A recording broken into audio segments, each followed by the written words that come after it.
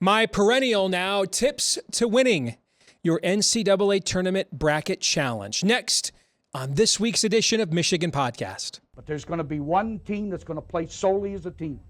No man is more important than the team. No coach is more important than the team. The team, the team, the team. Looks deep for Anthony Clark. Waits for it. Hit. Caught. Hey, they said you can't be Ohio State. Now what? Brady gets terrific. Throws it, and in. Touchdown, Knight again. Schultz just before Brazil got him. And a leaping interception by Woodson. Harbaugh back to throw over the middle. Caught by Collier at the 5 on his feet. Touchdown, Michigan. On its way. It's good. He's 5'7", 179 pounds, a junior at Michigan. But Jamie Morris packs a wallop, and he delivers for Bo Schembechler. And here's your first play. Pressure coming. Sack. It is Glenn Steele, number 81, who fought his way through the traffic. Option. And Robinson calls his own number, and he's going to score. Oh, an easy touchdown for Robinson and Michigan.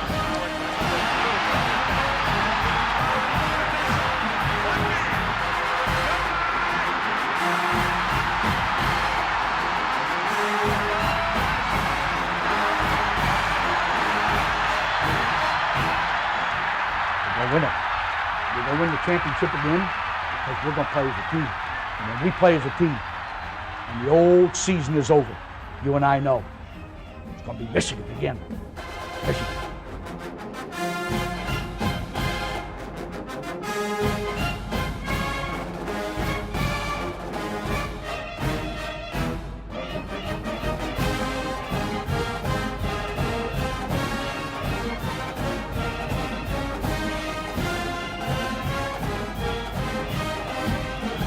Go Blue, I'm Steve Deace. Welcome to this week's edition of Michigan Podcast. Later in this episode, indeed, I will lay out my now perennial tips to winning your bracket challenge. But first, we got to keep it local and discuss this abomination of a Michigan basketball season.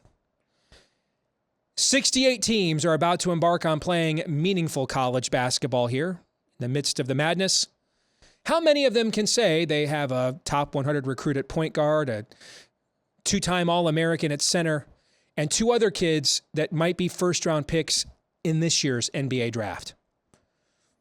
I'll tell you how many. Not many is the answer, actually. We do, though. We do. And despite those things, we won't be playing meaningful basketball in the month of March. We'll be in the not invited tournament, which shouldn't even exist. The NIT is an un-American concept. There is no other sport where there is some mediocre bracket for teams that weren't good enough to make the actual playoff. It just shouldn't exist, should not happen. Mad props to North Carolina and Cincinnati, who both said, yeah, that's beneath the dignity of our programs. We're not playing in it. That's the stuff of leaders and best right there. Not, yes, let's, draw flies for a home game against Toledo that nobody wants to watch and our kids probably don't want to play in. I mean, they played in Chicago like they didn't want to play any more basketball. So when you actually had a chance to do something meaningful still, if you were playing then like you didn't want to play anymore, I can't even imagine how you're going to play in the trash NIT. But that's been par for the course. This has been a terrible season of basketball to watch. Everything that we have seen at times become issues in the Juwan Howard era, all of that came to a head this year. Substitution patterns. How many more fours are we going to recruit? I mean, guys recruited like 11 of them. None of them have been any good. The 4 spot, we played 4-on-5 every night. The 4 spot was a 0 every single night. I mean, go back and watch what Indiana did in the second half. Down the stretch when it came back, it just decided we're going to let whoever's playing 4 gets to do whatever they want. We're not even going to guard them. That's what they did. They were smart. The roster construction, the substitution patterns, out of timeouts. Is there a program in the country that you are more confident out of a timeout in a key clutch situation, we'll end up with nothing but a 40-foot heave than Michigan. He even admits, he even tells us now, well, I tried to get him to do something else. They just went out and did their own thing. He cannot get teams to execute down the stretch. He is 1-12. Juwan is 1-12. 1-12 in games decided by one possession in his career at Michigan. 1-12. Scott Frost called and said, man, don't blow so many close one-possession games. Take away one weekend last year where he upset Tennessee, coached by a guy that's known for early NCAA tournament exits, Rick Barnes.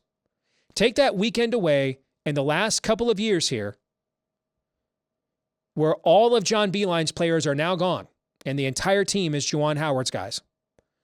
Here's what's been produced since all of John Beilein's guys went away.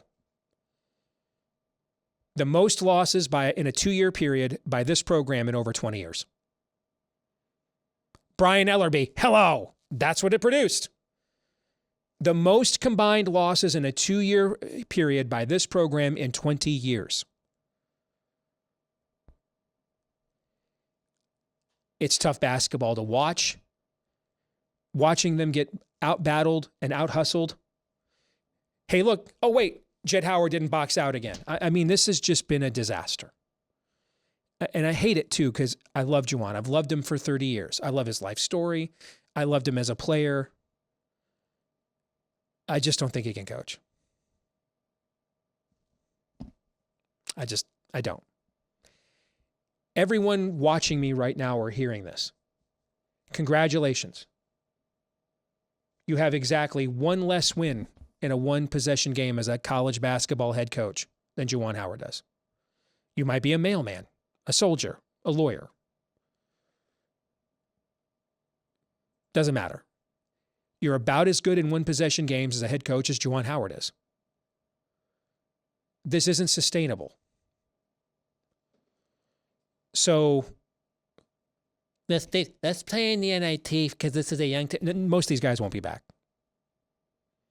So that's a dumb take. It's just a terrible season. It was a terrible watch most nights, an incredibly frustrating watch most nights. Over and over and over again, all these close losses. If Michigan probably just wins one of those games, it's in the NCAA tournament today. Nevada got in and ended the season with 3 consecutive losses, all to teams that didn't make the NCAA tournament. If Michigan would have beaten Illinois or Indiana, and it should have won both of those games, frankly. If it would have just won one of those road games last week, it's probably in the field today. It didn't win any of them. It didn't beat Virginia at home. On and on and on it goes. But it did lose to Central Michigan at home. So there's that. Juwan Howard is absolutely on the hot seat. And now for something fun. Not Michigan basketball. Other teams.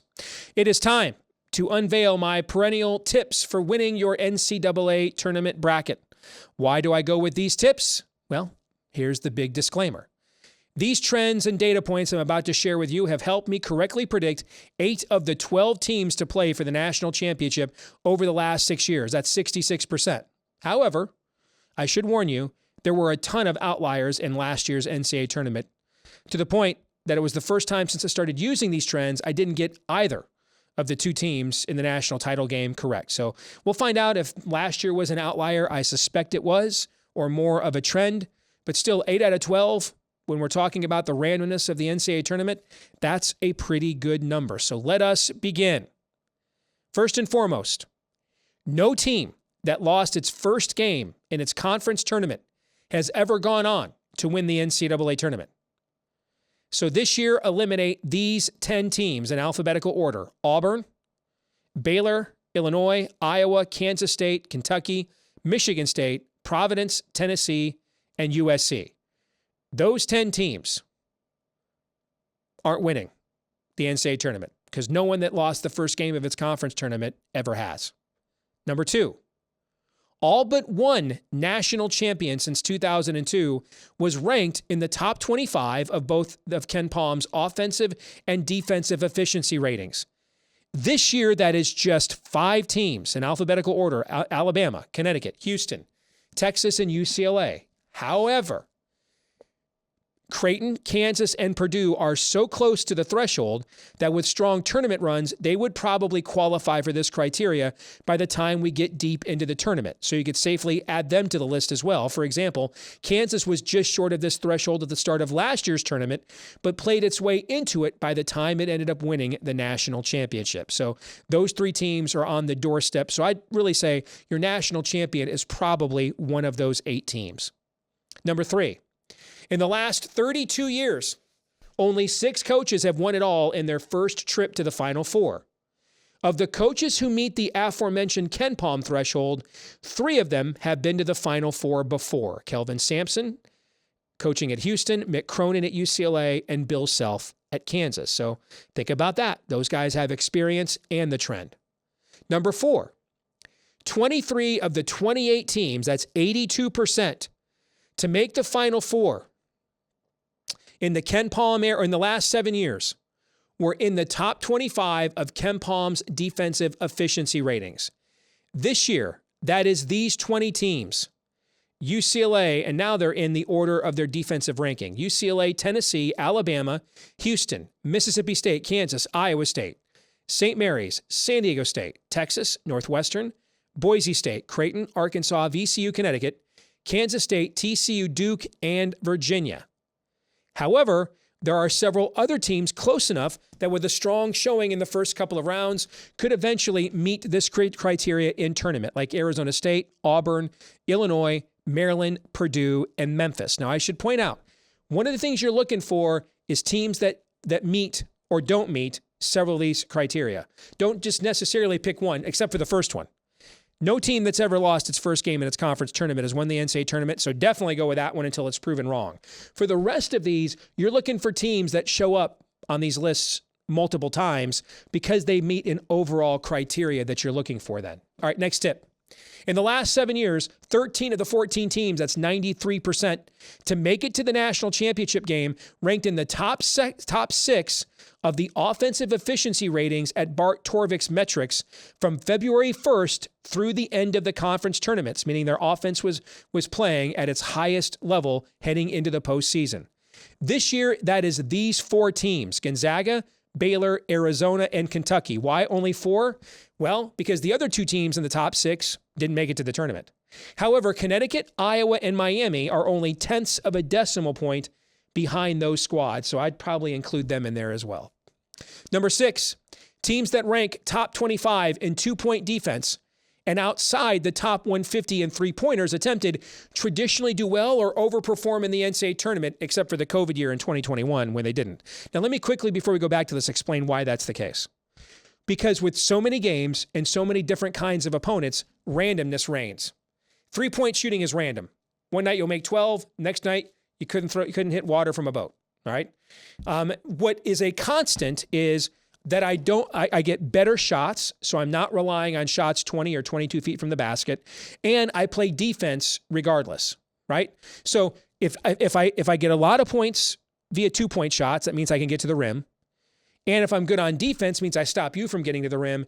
That tends to stay the course, regardless of the randomness of an injury or a particular style that you don't see. Like you have St. Mary's and VCU in the first round. Their styles couldn't be any different, right? That's why you're trying to eliminate randomness. That's why this stat tends to play well. All right.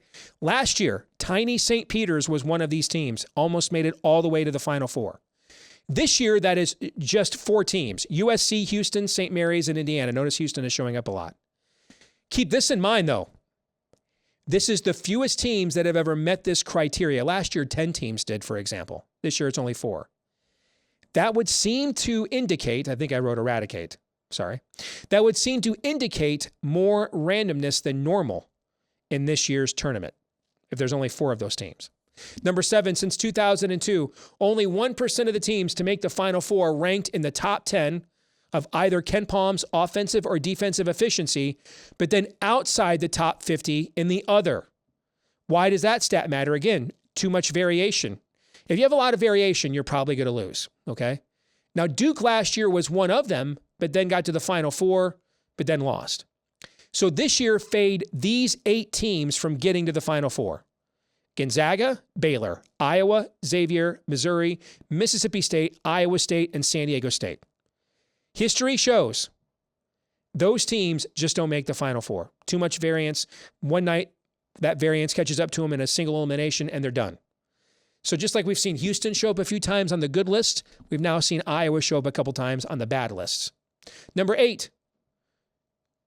Let's start with the round of 64 trends. 16 seeds all time are just 1 in 148. 15 seeds all time are just 10 and 139.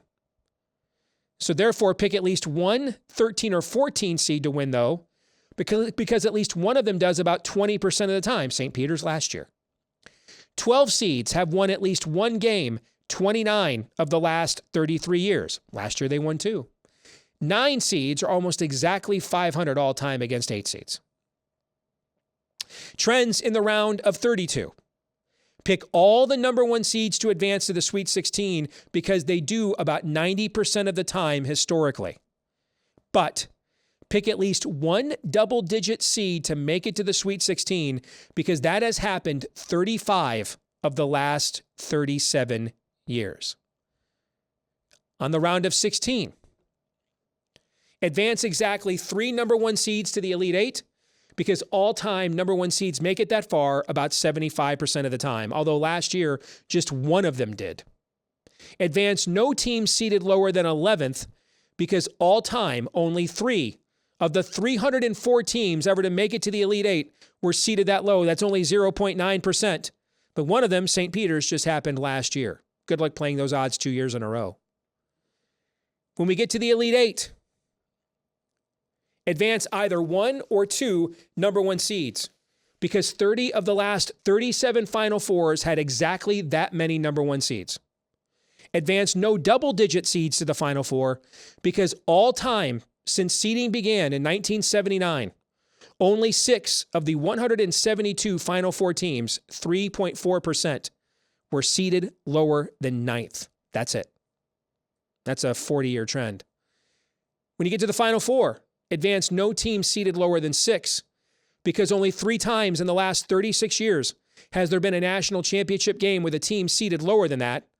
But again, one of them was last year. So many outliers last year. 8 seeded North Carolina got there. 1 seeds have squared off for the national title only 9 times ever. However, 6 of those meetings have occurred in just the last 17 years. So keep that in mind. 33 of the last 34 national champions were seeded 4th or higher. Obviously, no one trend should be singled out except for, again, the very first one on the conference tournament, losing the opening game. So that means what we're looking for here are teams that check multiple boxes to either fade or follow. So I hope that those help you again this year. If you want to sign up and take me on in my bracket, when I put these tips to good use in my bracket, go to Steve Deace Show. That's the name of the group for my bracket over at ESPN.com. One bracket of integrity. That's all you get. One bracket of integrity. Steve Deace Show is the group name at ESPN.com. We'll come back, wrap things up here in just a moment.